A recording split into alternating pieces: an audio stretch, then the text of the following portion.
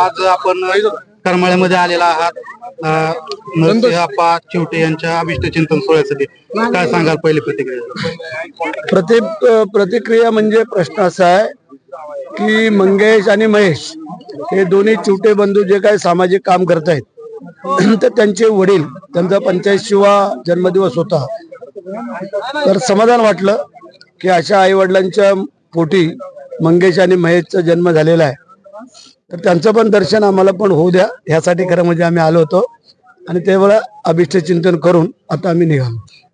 मंगेश दादा सोबत म्हणजे आपली सारखीच चर्चा असेल किंवा काय याविषयी आज या ठिकाणी आलेला आहात. आज आपण अभिष्ट चिंतन सोहळ्याला शुभेच्छा दिलेल्या आहात. शिवरायांचा विचार असेल किंवा इतर सर्वच गोष्टी सांगितलेल्या आहात, धर्माचा विचारी करण्यास काय तुम्ही आणखी काय संदेश काय? नाही, प्रश्न असा आहे, गोरगरिबांची सेवा ही ईश्वराची सेवा आहे. ते जे करतायत योग्य करतायत. योग्य करणाऱ्या माणसाला एकनाथ शिंदे साहेब असतील, आम्ही सगळेच जण असतो, पूर्ण सहकार्याने पाठिंबा असतो आणि स्वतःचा वेळ पडल्यास स्वतःच्या खिशाला खर्च करून देणं, या सगळ्या गोष्टी जो माणूस गोरगरिबांसाठी करतोय त्याच्या अशा कार्यक्रमाला जर आमच्या सारख्याने नाही यायचं तर कुठल्या कार्यक्रम? आज आपला सोलापूर येथे दौरा होता, त्या ठिकाणी आपल्या शिवसेनेच्याच 2 गटांमध्ये राडा राडा नाही झाला, थोडं तुतुमय झाली, राडाबिडा काय नाही. मी होतो स्वतः तिथं, थोडंफार की उशीर झाला तिकडे जायला. त्यांना असं वाटलं की मनीषने मुद्दाम इथं त्यांना थांबवलं का, तसं काही नव्हतं.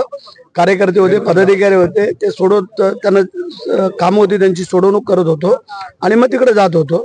तर त्यांना असं वाटलं की मनीष थोडा मुद्दामच त्यांना थांबून ठेवतोय किंवा काय, असं काय नव्हतं. समजवलं आणि ते मिटवून टाकतो.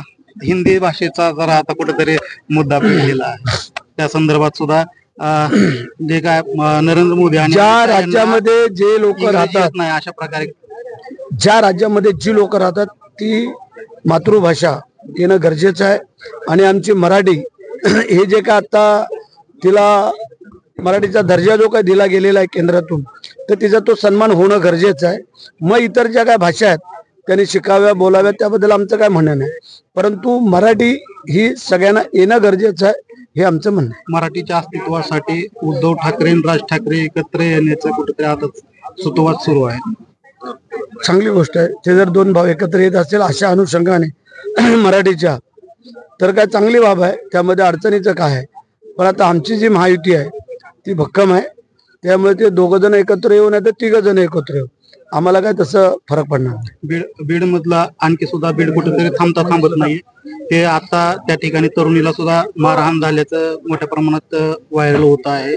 चुकीचंच होतंय ते, काय सांगा? आणि ते चुकीचं होतंय. शासन प्रशासन दोन्ही एवढं कडक निर्बंध आणतायत, सगळं आणतायत, तरी पण आता त्या लोकांची जी काय मानसिकता आहे ती कुठेतरी बदलणं पण गरजेचं आहे.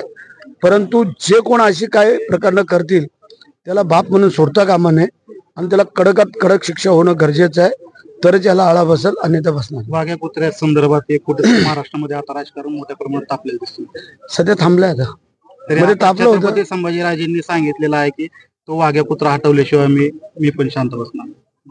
बघूया आता, त्याच्यामध्ये मुख्यमंत्री उपमुख्यमंत्री बाकी सगळे त्या निर्णयावरती येतील आणि जो काही निर्णय शासन प्रशासन घेईल त्याला आम्ही सामोरं जाऊ. चल.